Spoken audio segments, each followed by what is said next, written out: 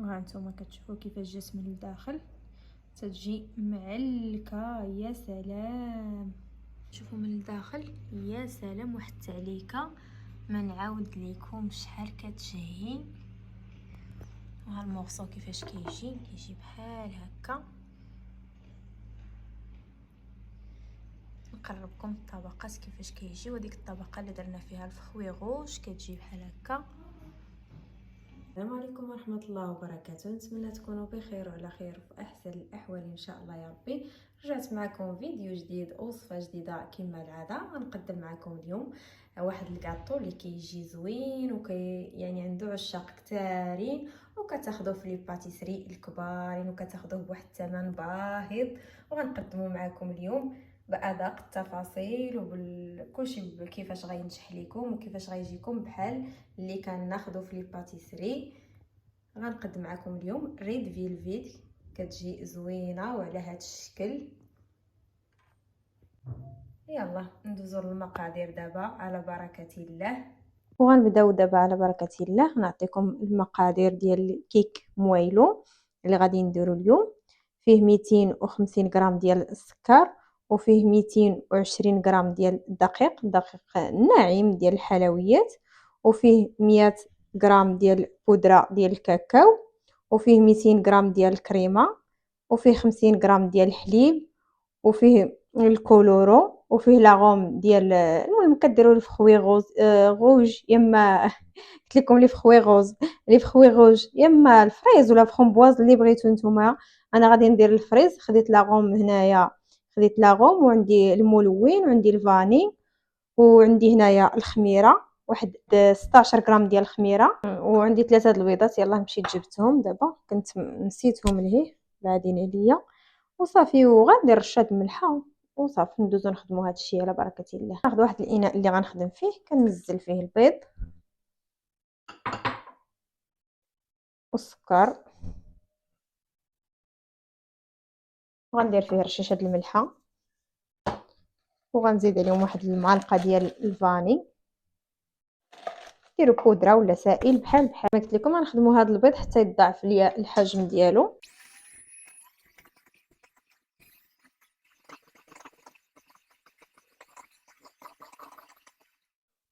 وكنجيب واحد الاناء كنخوي فيه داك الكريمه اللي عندي،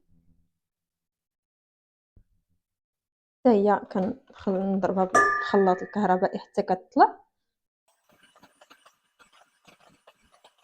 نجيب داك الحليب اللي عندي كنخلط فيه الملون على حسب نتوما واش بغيتوها تجي زعما داك اللون ناصح بزاف ولا المهم الملون. كديروا داكشي انا غندير بحال قد هكا وغنشوف شنو غيعطيني. الملون كتاخذوا هاد القريعه هذه ولا كتاخذوا بالعبار، كتمشيو عند الدموالين اللي كيبيعوا داكشي د الحلويات، كتقولوا ليه الملون. هذا الملون هو اللي كيمشي في الماء، اللي كيمشي ديال الليكيد، الماء، الحليب، راه كتلقاوه في الناس اللي كيبيعوا المستلزمات ديال الحلويات، كتلقاو عندهم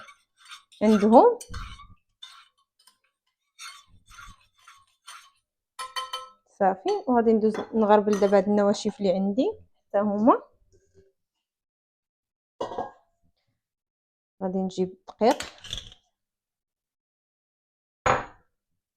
ضروري النواشف تيكونوا مغربلين باش تيجي كلشي داك الدقيق وكلشي تيجيو ناعمين حتى يخدموا، ما تيبقاوش لك داك الحبوبات هكا ديال سواء الكاكاو ولا الخميره اولا الدقيق. نديروا الخميره وكاع النواشف نديروهم هنايا، نديروا يدينا بحال هكا هاد الحبيبات اللي هادو باش علاش كنبغيو نغربلو باش تحيدوا. نجيب الخليط ديالي اللي فيه البيض والسكر، غادي نزيد عليهم هذا الملون والحليب، وغادي نخلطهم مزيان.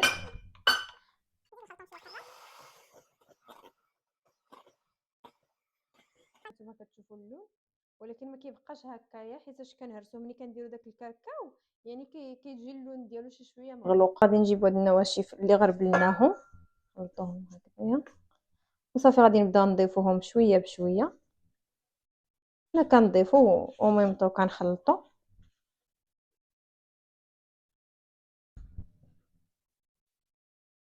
اللون ديالو فون كيبينوا شي شويه احمر، شوفوا تبدل اللون، يعني ولا بحال الكرونه شي شويه ولا بحال هكا.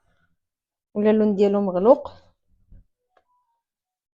صافي دابا غادي نزيد عليه الكريمه ولاروم. كما قلت لكم لاروم يا اما كتزيدوا ديال، نزيد لاروم هنا بحال كنت غنزيدو في الكريمه، ولكن بحال قد ما بغيتو لاروم، واش بغيتو تجي هذيك سميتو داك النكهه قويه ولا غير شي شويه على حسب. كتاخدوا شنو درتو، الا درتو الفريز خذوا لاروم ديال الفريز، درتو فخومبواز خذوا لاروم ديال الفخومبواز، واحد فيهم.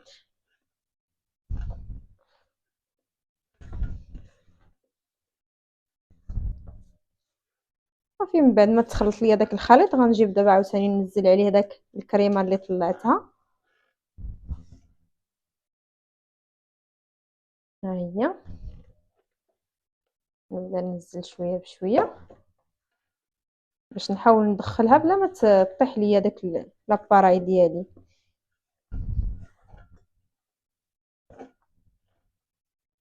وفي هذه الاثناء راه عندي الفران شاعل، الفران كنديروه على 180 درجه وشعله من الفوق لتحت. وهذا البسكوي راه غيدي ليا من 15 دقيقه حتى ل 20 دقيقه على حسب الفران اللي عندك، وكل فران وكيفاش داير. المهم الانسان ديما الفران راه كتقابلو وكتشوفو مره كترد ليه البال. ملي كيكون عندك بسكوي في الفران يعني كدير معاه البال حتى كتخرجو من الفران. صافي دابا غادي ندخل هاد الكريمه اللي بقات بشويه، طالعه منه الصراحه واحد الريحه زوينه مع داك سميتو داك لاروم، فيه واحد الريحه غزاله ما شاء الله. كنقسمو على 3، اما كتعبروه، المهم كتعبروا الخليط اللي عندكم على 3، ولا كتقسموه بشي حاجه زلايف ولا شي حاجه اللي ما عندوش الميزان. هكا اللي ما عنده الميزان انا بعض المرات ندير غير الزلايف ويكونوا قد ونقسمهم ونعمرهم باش نعرف راه عندي نفس الكميه في كل وحده، وصافي وكنخويهم. واللي عنده الميزان باغي يعبروا راه غيعبروا. هادشي اللي كاين. وجبت هاد الطاوه غنديروا هاد لي كادر هادو فيهم 22، ما كيهمش العلو ديالهم، كيهم غير الدوره يعني العبار ديالهم 22. انا ما عنديش بحال هادو، عندي واحد كبير واحد صغير، ولكن يعني الدوره العبار نفس بحال كلهم فيهم 22. يعني خصني نقسم هذا البسكوي على 3، وواحد درتو غير بالالومنيوم دابا نوريه لكم. انا قسمت الخليط ديالي كما قلت لكم غير في الزلايف، واخا عندي الميزان المهم استعملت غير الزلايف هكذايا باش كيجيني البسكوي متساوي.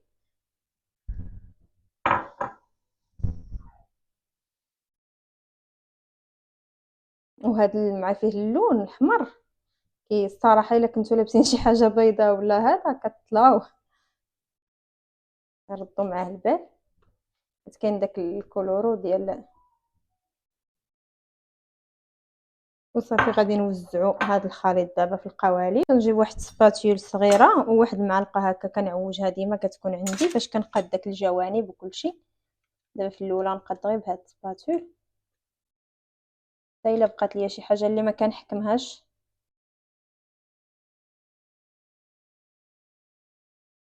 نحاول نقادو باش يجيني هكذايا متساوي.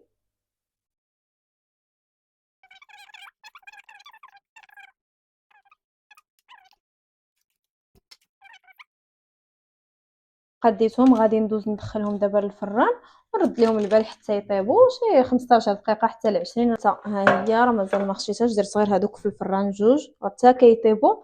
عاد غادي ندير هذه، وراه الخليط واخا يبقى على برا ما يوقع ليه حتى شي حاجه. درت هذه هكا، درت داك القالب اللي عندي ودرت عليه الالومنيوم باش نشد به العبار، وشديت به العبار ودرت فيه بابي كويسو لداخل. صافي غادي نديرو حتى هو نطيب فيه واحد.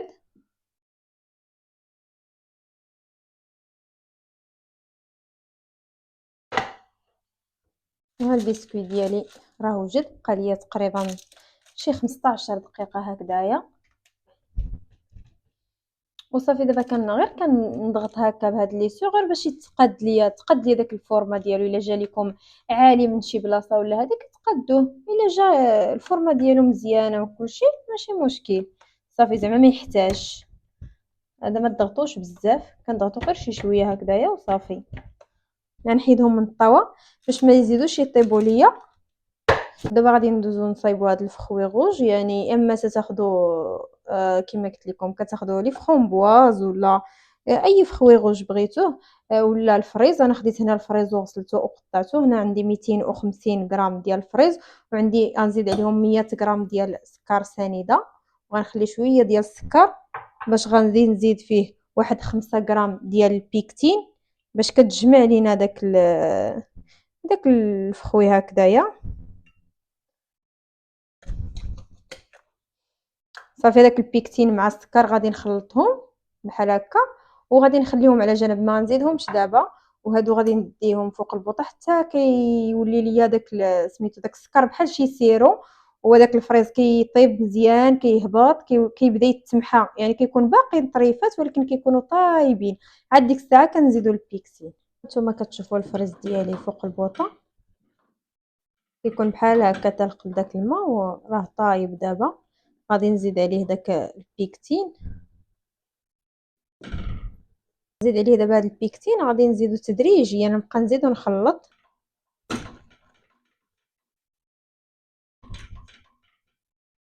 نتوما كتشوفوا الفريز ديالي من بعد ما زدت ليه البيكتين، هذا هو الدور ديالو، كيعقاد، كتولي داك الفخوي عندك عاقد. واخا داك البخار ديال سميتو ما مخلاش التصويره تبان مزيان.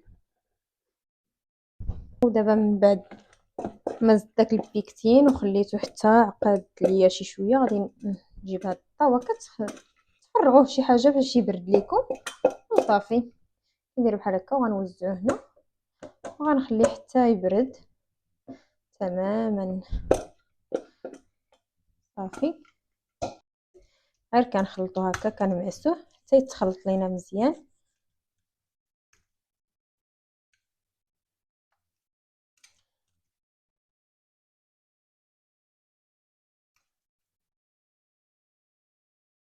صافي كنخلطو هكا ونحطوه على جنب حتى كنبغيو نخدمو به.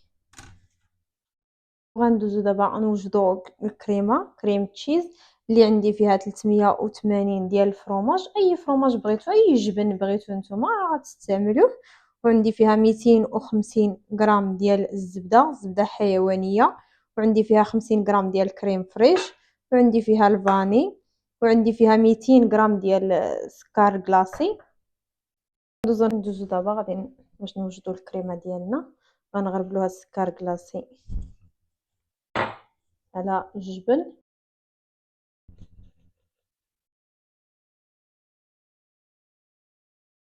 نزيدو عليه شويه الفاني. دابا كنضربوه بالخلاط الكهربائي مزيان. كما كتشوفوا الزبده راه كتكون عندكم هكا بوماض، يعني كتكون ديجا خرجتوها، كتكون على حراره المطبخ. كنخلطها شي شويه وعاد نبدا نزيدها على الكريمه على الفرomاج.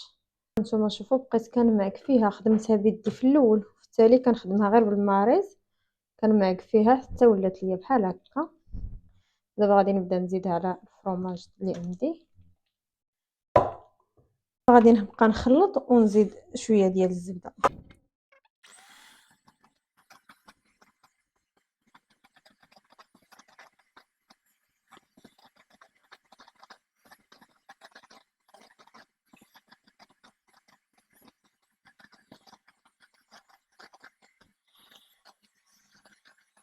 غادي نزيد هذاك 50 غرام ديال الكريمه سائله هكا.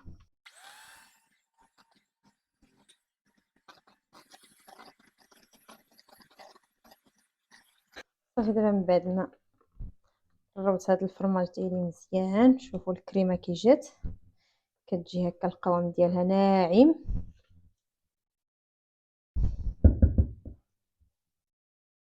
ودابا غندوزو نمونطيو الكاطو ديالنا.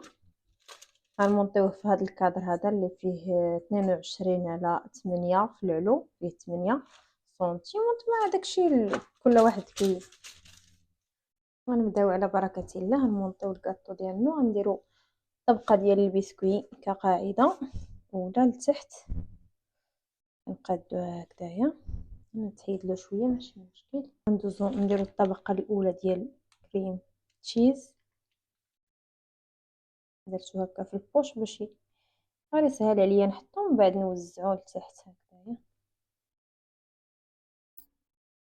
غنجيب شي حاجه باش نوزعوه. كنجيب هذيك المعلقه هكا اللي عوجتها هي باش كنخدم. صافي كنحاول نوزع هاد الكريمه كامله تجيني مقاده.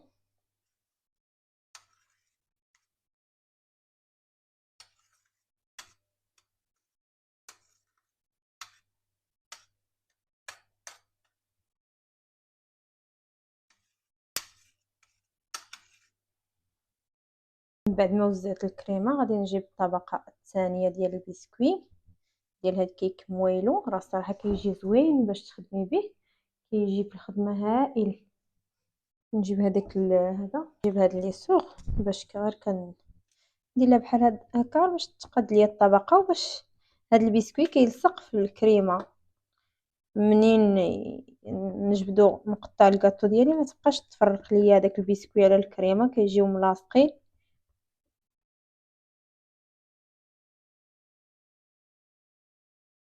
صافي نضغطو غير شويه وصافي ندوزو نديرو طبقه اخرى من الكريمه. ننزل هادشي اللي وقع عندي في البوش.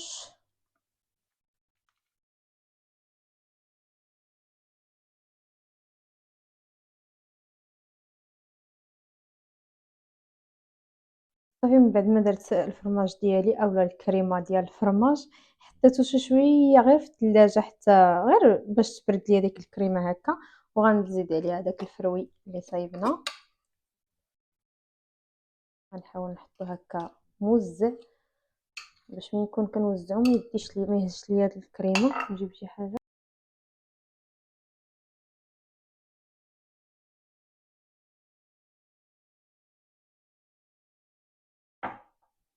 صافي. دابا نحاول غير نوزعو شي شويه هكا بالتساوي، ونحاول ما نقيش الكريمه اللي عندي لتحت.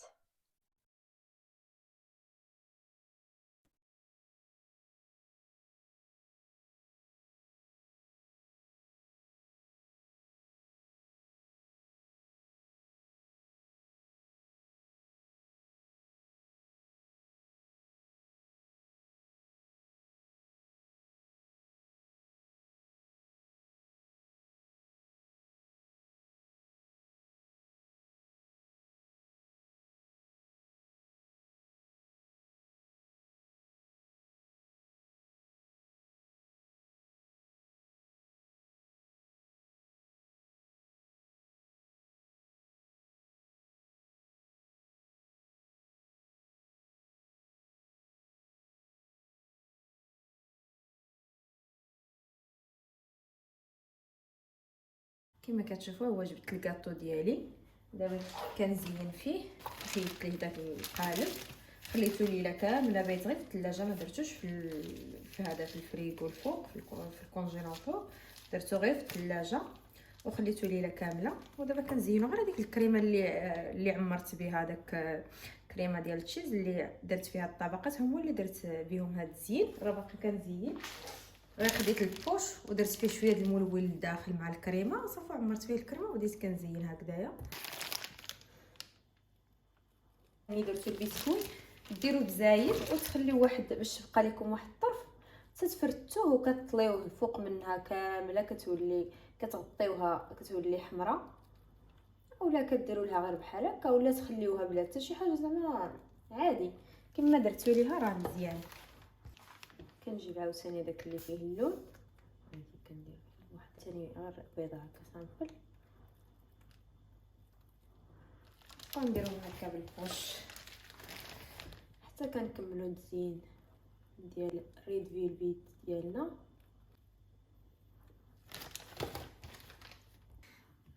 صغير شويه ديال الكريمه هكا كنديرها ليها في الجناب. انا ما بغيتش نغطيها ديك التغطيه تماما زعما باش تبان غير الكريمه بيضاء، بغيت يبقى داك اللون هكا كيبان حمر ويبقاو كيبانوا شي شويه الطبقات. ما بغيتش نغلفها، بغيتها هكا تبقى باينه، ما باينه داك الحموريه وهادشي. ما بغيتش نغطي كلشي، غير خليتها هكا شي شويه ديال الكريمه وجبت عليها هكذايا وصافي. غنخليها غير هكذايا صافي. خديت فريز، غير واحد الفريزات هكايا درتهم من الفوق باش كيبان زعما راه فيها الفريز. بعض المرات داكشي اللي لداخل كنزينو به زعما باش اللي شافها كيعرف هاد الكيك ولا هاد الكاطو ولا هاد لونطرومي ولا راه فيه هاد الفاكهه ولا فيه هاد الفخوي ولا هكذايا.